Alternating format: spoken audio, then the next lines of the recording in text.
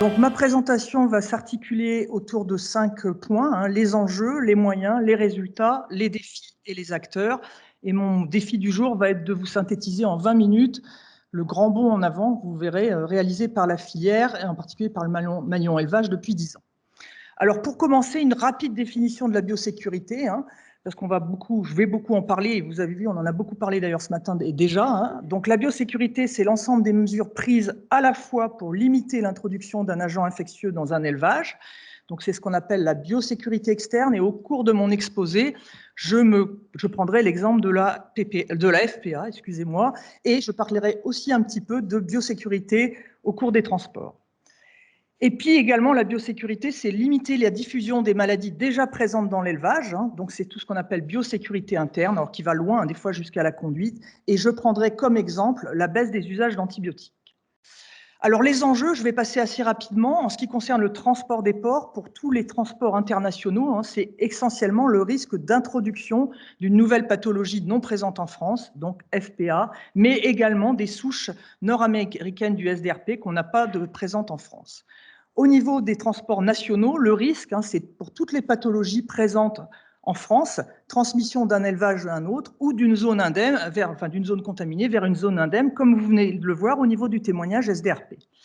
Et donc, il peut se passer deux choses lors du transport. La première chose, c'est qu'on contamine les animaux dans le camion avec des défauts de nettoyage, désinfection, mais également qu'on contamine l'élevage, par exemple par le camion ou par le chauffeur. Et également, un des enjeux, alors je ne vais pas beaucoup vous en parler, mais ça a été évoqué ce matin, c'est de respecter l'arrêté biosécurité transport d'avril 2019. En ce qui concerne la biosécurité externe élevage, bien évidemment, je ne vais pas revenir dessus, c'est d'empêcher l'introduction de la FPA en élevage. Alors vous verrez que ma carte est avec beaucoup plus de points que celle de ce matin, parce qu'en fait, c'est tous les cas depuis 10 ans.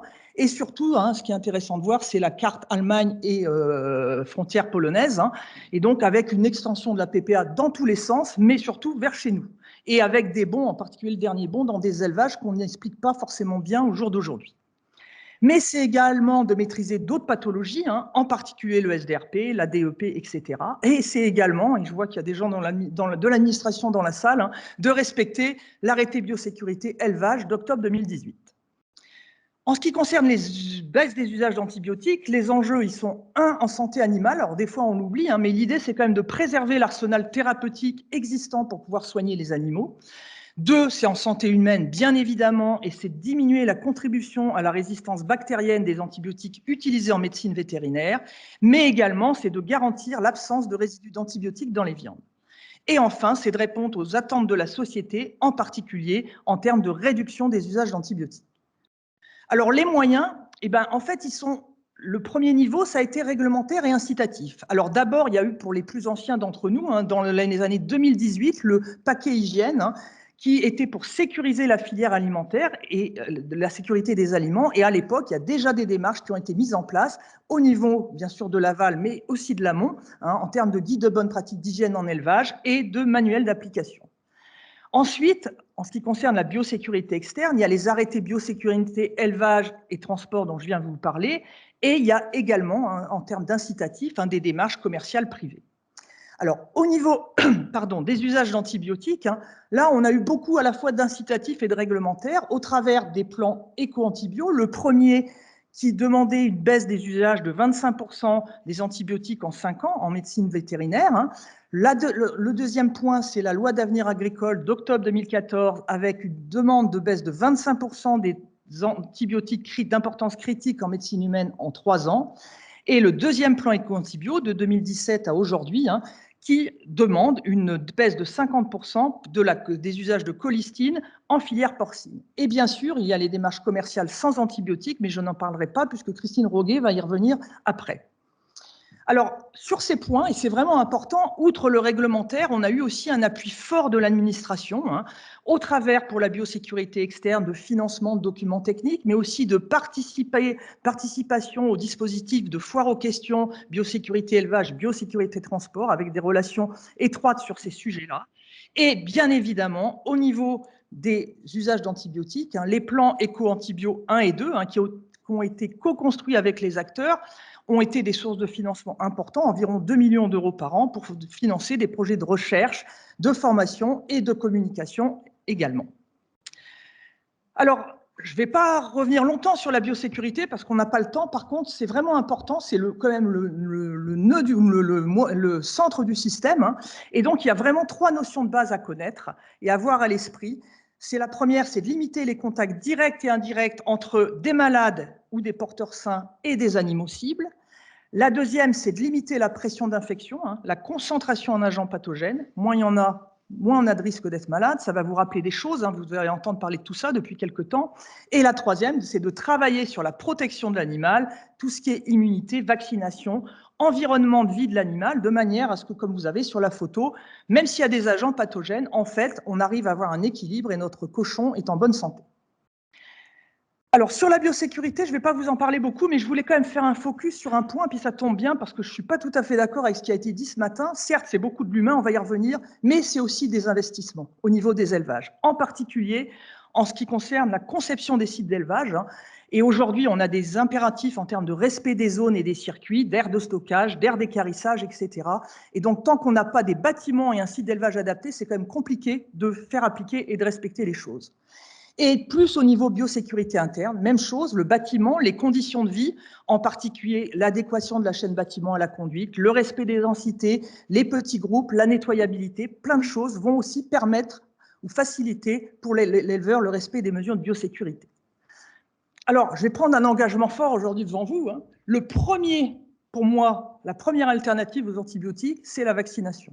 D'ailleurs, la filière l'a bien compris, hein, quand on voit au niveau des dépenses de santé GTE l'évolution des dépenses en vaccins de 2006 à 2016, alors on n'a pas de chiffre après, plus 31% chez les naisseurs-engraisseurs, plus 42% chez les post-sevreurs-engraisseurs, dû à la fois parce qu'il y a eu des nouveaux vaccins mis en place par l'industrie pharmaceutique, hein, développés, PCV2, E. coli, etc., mais aussi parce qu'on a plus utilisé les existants.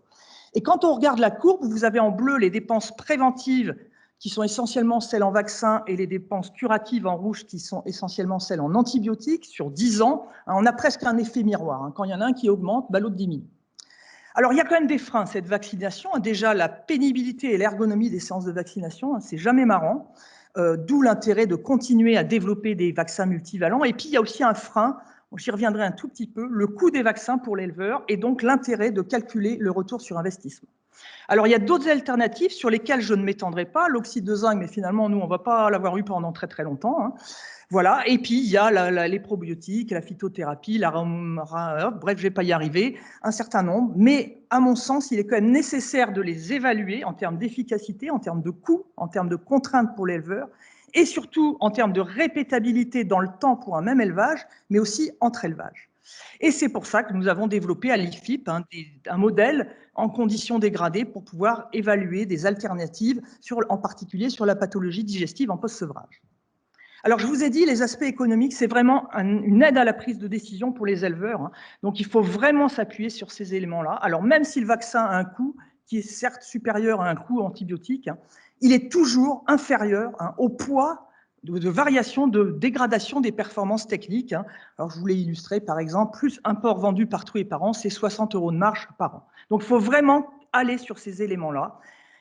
Pour la biosécurité, c'est pareil, hein, ça fait déjà plus de 10 ans qu'on a sorti ça, ou 10 ans. Hein. Quand on compare les éleveurs, les 25% des éleveurs avec les moins bonnes pratiques de biosécurité, externes ou internes, et les meilleures pratiques, hein, on a un écart de marge de plus de 200 € par trou et par an, hein, par rapport aux chiffres que vous a présenté Alexia ce matin. La biosécurité, ça peut économiser la PPA à 2 titres, parce qu'on ne l'aura pas, et 2, ça fait un coût moins important. C'était un peu d'humour. Et pour tout ça, nous venons de sortir un outil, hein, le SANECOSIM, hein, où vous avez d'un côté le coût des mesures de biosécurité et également vous pouvez faire des simulations de retour sur investissement par rapport aux résultats techniques de l'éleveur. Alors, un autre moyen, bien évidemment, c'est de bien utiliser les antibiotiques, d'avoir des prescriptions et utilisations adaptées, donc ce qui nécessite une collaboration étroite, éleveurs, techniciens, vétérinaires, utiliser le bon antibiotique, les antibiogrammes et des réévaluations régulières. Au niveau des éleveurs, le respect de l'ordonnance est vraiment important, en particulier la posologie, on traite des kilos, hein, la différence dans l'humaine, hein, et également les voies d'administration, et puis aussi de disposer des bons équipements pour administrer l'antibiotique, pompe doseuse, savoir l'utiliser si on est par voie orale, mais pour l'injection, des trucs tout bêtes, hein, le bon site qui soit à peu près propre et que l'aiguille, elle soit assez longue. Alors, dans les moyens, il y a eu énormément d'actions de sensibilisation des acteurs de la filière, que ce soit au niveau de la profession, que ce soit au niveau de l'administration, hein, que ce soit sur la PPA ou que ce soit sur l'éco-antibio. Hein, je vous passe, mais il y a eu énormément de documents. Un autre moyen, et ça c'est montré dans les études de sociologie sur l'observance, et j'y reviendrai après, il faut réussir à convaincre, et un des moyens de convaincre les éleveurs, c'est l'exemple de leur père.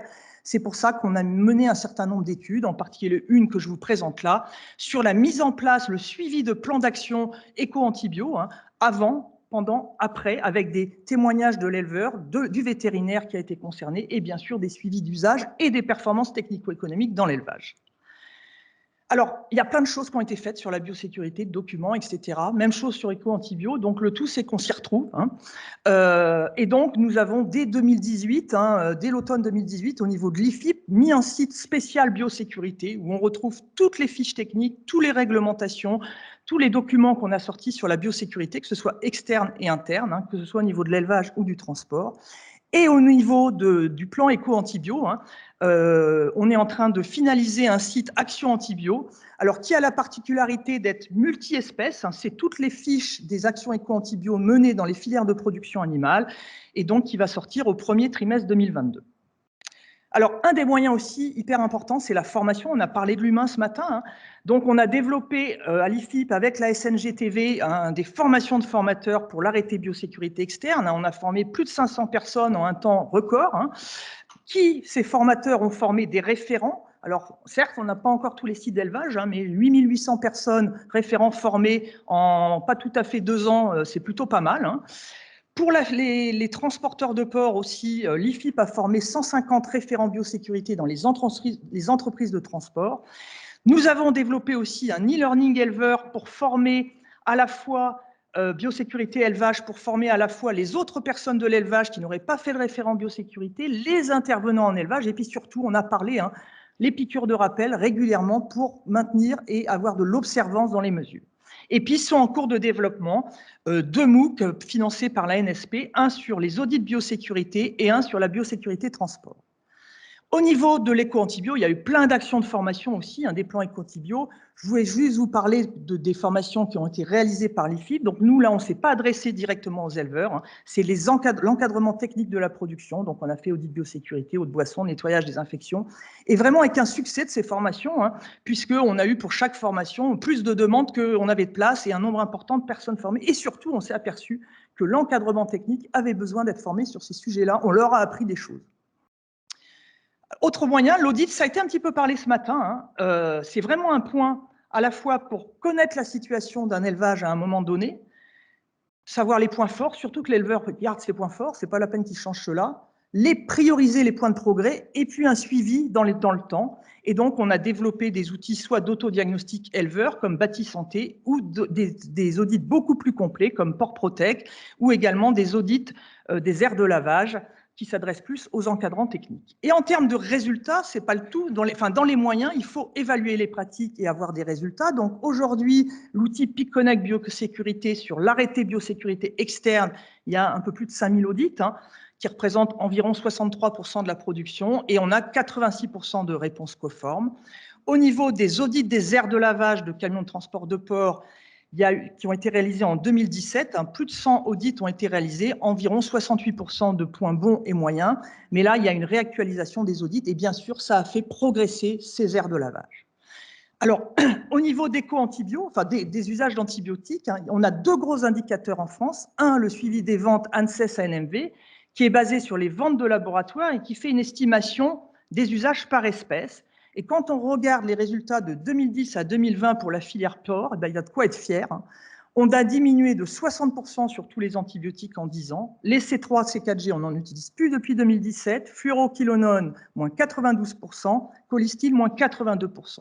Le deuxième dispositif, c'est le panel INAPOR, qui est réalisé tous les 3 ans et qui, là, est une analyse beaucoup plus fine de la situation, puisqu'on va jusqu'aux usages par molécule et par stade physiologique et par pathologie. Et là aussi, hein, les baisses de 2010 à 2019 sont de 66% pour les porcelets sous la mer, 78% pour les porcs en porc-sevrage, 81% en engraissement et 52% sur les truies. Donc on est largement au-dessus des objectifs que je vous ai présentés en introduction. Alors ce n'est pas le tout, hein, sur les résultats. L'objectif de la baisse des usages d'antibiotiques, ce n'est pas que pour embêter le monde ou pour se faire plaisir, hein, c'est bien de diminuer la résistance. Et alors, il y a plusieurs exemples, hein, mais je vous ai présenté ce tableau-là hein, sur l'évolution des prévalences des E. coli. Alors, je vous passe les BLSE à MPC, hein, c'est ceux qui posent le plus de problèmes en termes de résistance, en particulier pour l'humain, hein, donc qui sont sur des sondages sur les sécomes de porc prélevés à l'abattoir, hein, donc ce n'est pas sur des animaux malades. Hein, donc sur les données ANSES 2021, c'est E. coli multirésistants qui posent problème. La prévalence est passée de 35% en 2015 à 22% en 2019. Donc on a déjà des résultats sur la résistance par rapport aux baisses des usages d'antibiotiques. Alors il nous reste des défis à relever, et quelques-uns, heureusement d'ailleurs, parce que j'espère avoir du travail jusqu'à encore quelques années.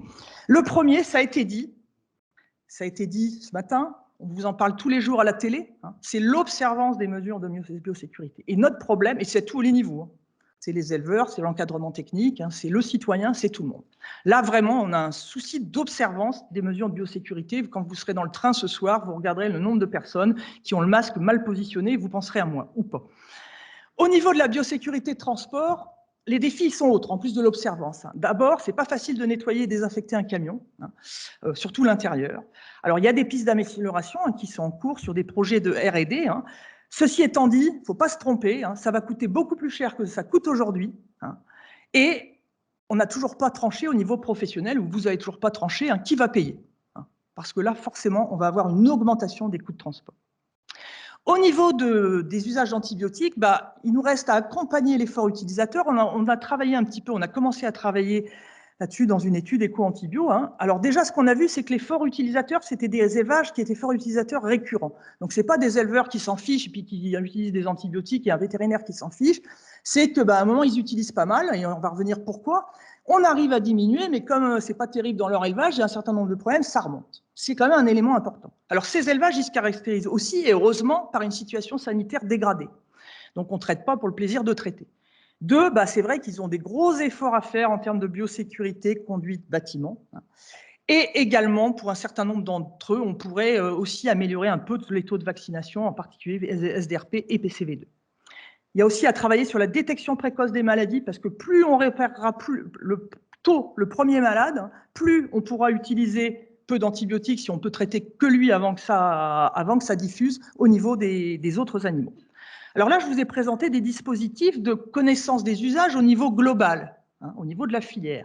Mais c'est vrai qu'il faut connaître les usages au niveau des élevages, hein, par rapport, par exemple, par les dépenses de santé de la GTE, par GVET, d'autres outils peut-être qui vont être développés, parce que c'est là qu'on va vraiment pouvoir accompagner au plus près les éleveurs si on connaît leurs usages et les évolutions d'usage. Et puis aussi, hein, c'est de l'antibiotique, on est sur du humain. Vous avez vu qu'il y a des nouvelles maladies qui peuvent apparaître. On en a eu quelques-unes en porc. On en a quelques-unes aussi en humaine, hein, donc il faut pouvoir accepter par moment, hein, s'il est nécessaire, des hausses transitoires hein, au niveau d'un élevage ou au niveau d'une filière ou d'un territoire.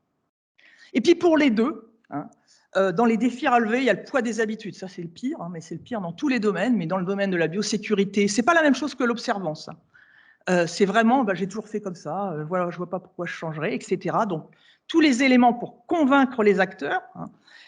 Également, maintenir dans le temps les efforts. Ça aussi, c'est le plus dur. Hein. On change à un moment. Hein. Regardez, on a mis le masque pendant 6 mois, 1 an, on s'est lavé les mains, on a mis du gel hydroalcoolique et puis boum, on a arrêté parce que voilà. Hein. Donc, maintenir dans le temps les efforts. Aussi, les bâtiments. Hein. C'est vrai qu'on a aujourd'hui une conception d'élevage sur les plus anciens, hein, mais même des fois sur des neufs, hein, c'est pas top, hein, ou c'est pas vraiment top pour respecter à la fois la biosécurité externe et interne. Donc, l'éleveur, il a un outil et il peut pas l'utiliser comme il devrait l'utiliser. Et puis inciter, mais Christine y reviendra sur la présentation d'après. Alors en conclusion, sur ces deux dossiers, il y a vraiment eu un travail en synergie entre les acteurs. Moi, c'est la première fois que j'ai vu ça. Hein. Je dirais que tout le monde a mis la main à la pâte, tout le monde s'est aussi un peu assis sur ses divergences ou sur ses concurrences ou je ne sais quoi d'ailleurs. Hein. Et donc on a vraiment tous travaillé ensemble avec une forte implication de l'administration, j'en ai parlé, mais aussi des acteurs de la filière en termes de R&D, hein, l'ANSES, l'INRAE, nous, les chambres d'agriculture, les organisations professionnelles. J'en ai mis 2 sur le logo parce que ça a été les plus actives, mais je n'ai pas dit que les autres n'avaient pas travaillé, hein, donc INAPOR et la NSP. et également les vétérinaires, bien évidemment, hein, au travers de leurs associations SNGT, VA, VPO, mais aussi des vétérinaires praticiens, les conseillers techniques en élevage, et puis finalement, hein, dans l'histoire, le dernier maillon, c'est quand même l'éleveur, et tous ces progrès-là, ils sont aussi essentiellement dus aux éleveurs. Je vous remercie de votre attention. Merci à vous.